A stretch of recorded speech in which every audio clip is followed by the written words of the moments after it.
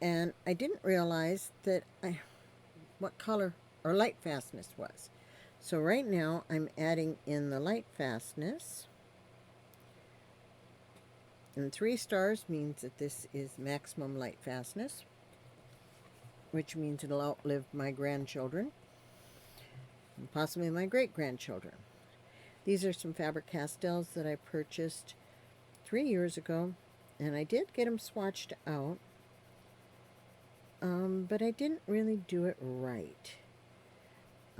So what I'm doing here is I'm going back over these swatches and I'm darkening this top piece.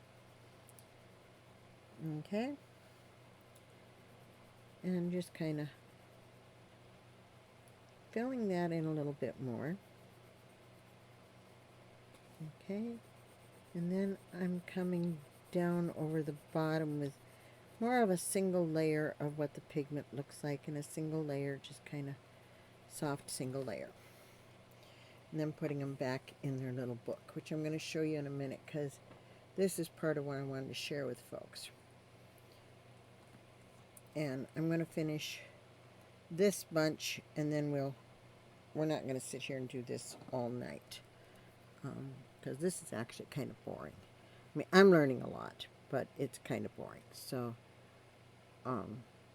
there's a lot in the background stuff about art that can be kind of boring. And one of them is swatching out colors, which we're going to do a little of later, but not to this level. I just want to get a base swatch on the new ones, just so I have an idea what's in my box so that I can organize them a little better.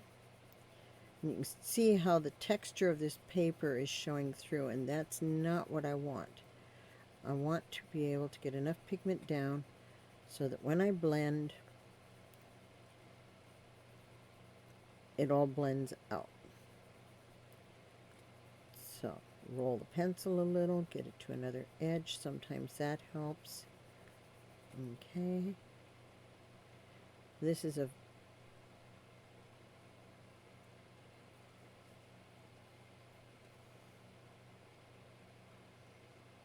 Indian red, which belongs over here. That's why we make erasers.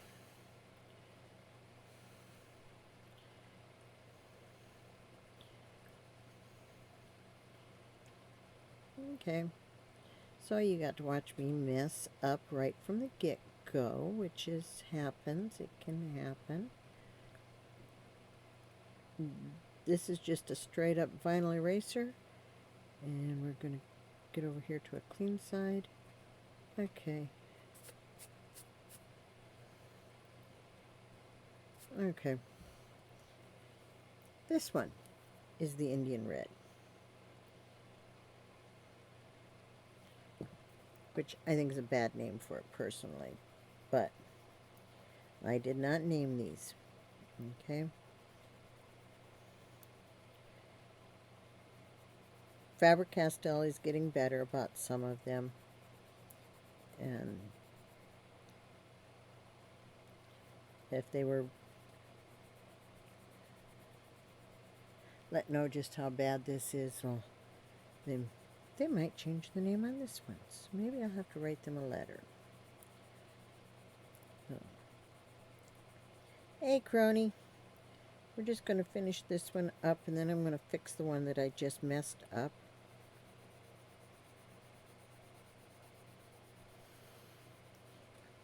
Okay.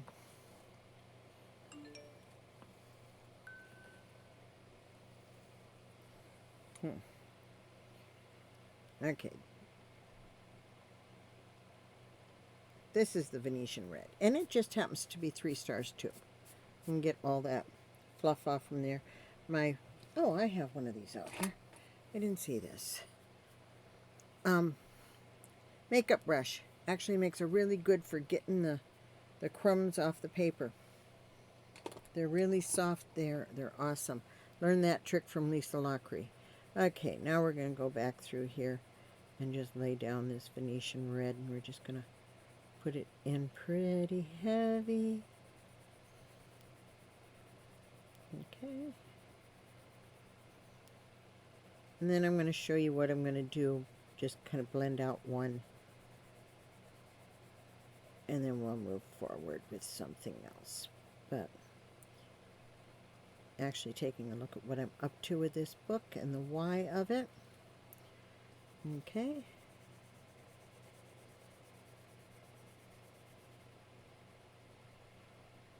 Because I think what I'm doing here is going to become more important.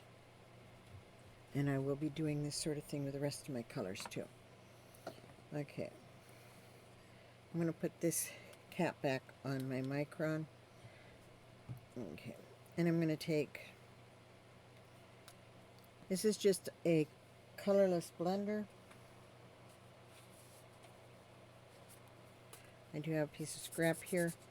Clean the green off from it so that I'm not bringing green forward into my brown. Okay. And then I'm just going down, and this will melt the wax in the binders and push the pigment into the paper. Now, as you can see where it's not solid, okay, I'll just bring that forward a little bit. You can see where it is not solid, like down in here, that texture still remains. And put that blender aside. And what I did was, and I bought these pencils 3 years ago. I had swatched them all out. Okay, and I had swatched them out according to their layout in the book. Okay, so this row of pencils, and I threw my swatch on the floor, is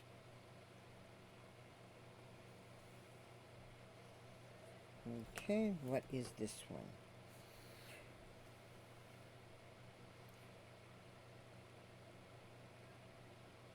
Matter.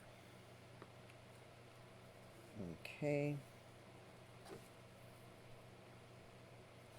That's this one right here. Okay, so all of these, first 3 rows and this one down here, is what's on this page. Okay, and then I started the next page, and I finished off the reds.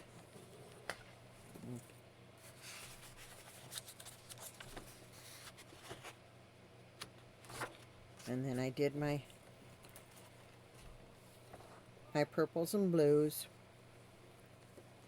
Okay, and I have them through a light cobalt.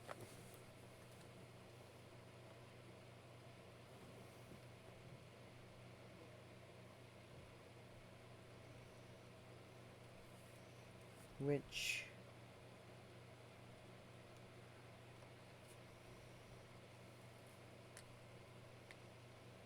is one of those. And then I did my greens, the rest of my blues and my greens. Actually, this cobalt green, which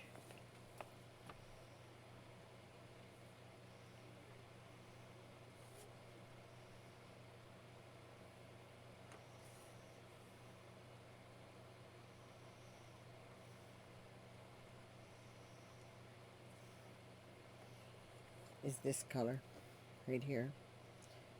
Okay. Through my earth green, which is this one. Okay. So I did my greens, and then I did into the browns. And this is the page I'm working on right now. This section, we just finished with this one. Okay. And when I pick it back up, I'll be going through this dark Naples here.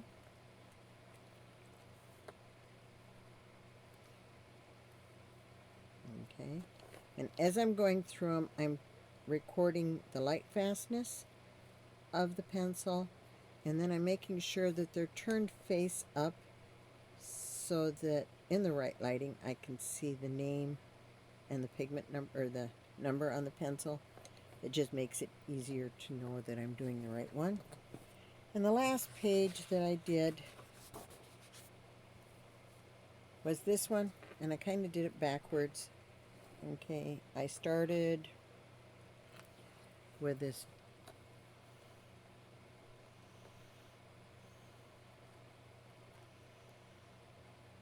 it's one called Nugget or Nougat.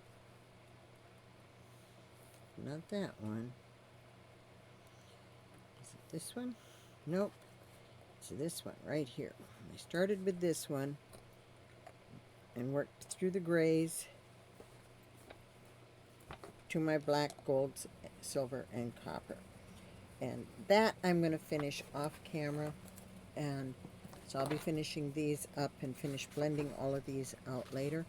But one of the reasons I wanted to see this is that I have some other colored pencils that I'm going to be doing this kind of swatching with, and I may share what I learned just by sharing the swatches, not making you sit and watch all of it, because I've learned a lot. I'd like to share what I've learned. One of the big ones that I've learned here on these pencils were actually a really, really, really good investment. If we're talking light fastness, we have a few, and I'm going to be highlighting them. I didn't bring a highlighter pen in. I need to do that. We're going to highlight the ones that only have a light fastness of 2. Alizarin Crimson is one. So is this light purple pink. Okay, now that doesn't surprise me. Okay, this deep red here is one that has only 2, which means it's fair but not the best. If it were a 1, I'd be more concerned. Their ratings go 1, 3, or 1, 2, and 3, with 3 being the best. Here we have this pink matter and this purple pink, middle purple pink. This one right here, this light magenta, is the only one I think I've found so far. There might be another one someplace. This color is going to get flagged. What I think I will do is probably take some washi tape and put a piece of tape on the end of my pencils that have really poor light fastness. But to have one out of the whole set that is like, okay, and there's nobody that isn't rated, I don't think. So, and you can see where the blends, how they worked. I wanted to see what the colors look like blended. And this isn't like, this is like maybe 3 layers of pigment. Okay, so it's not massive amounts of pigment there. And I will be finishing the rest of these. Okay, so these are all the Polychromos. This is an oil-based pencil. Let me see, is there anything else in here that I was going to show you?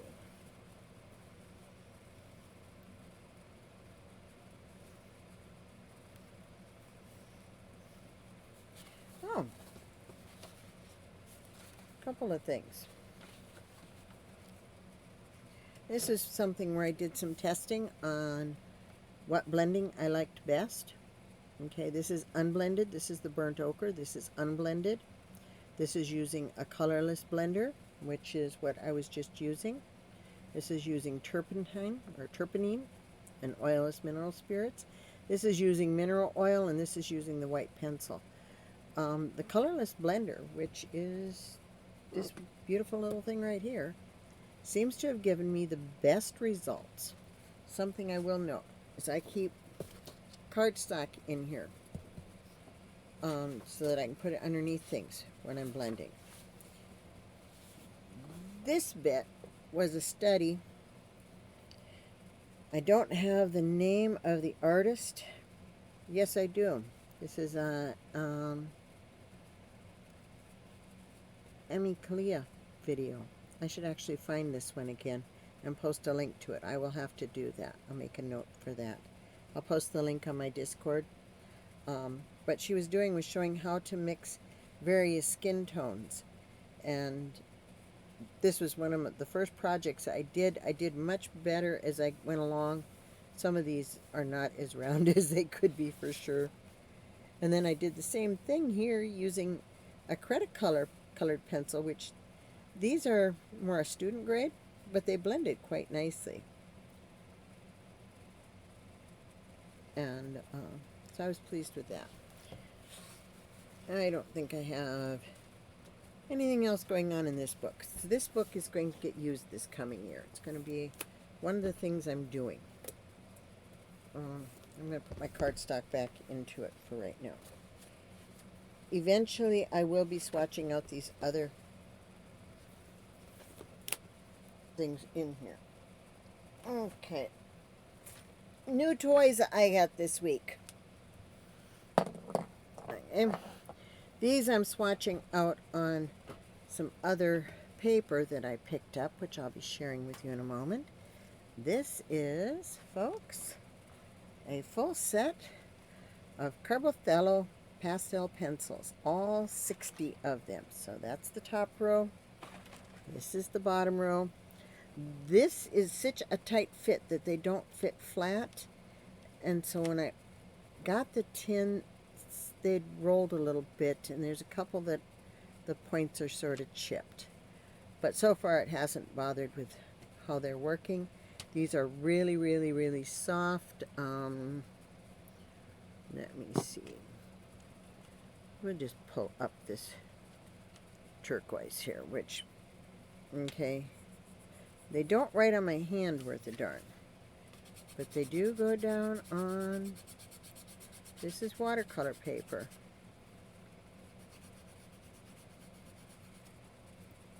Okay.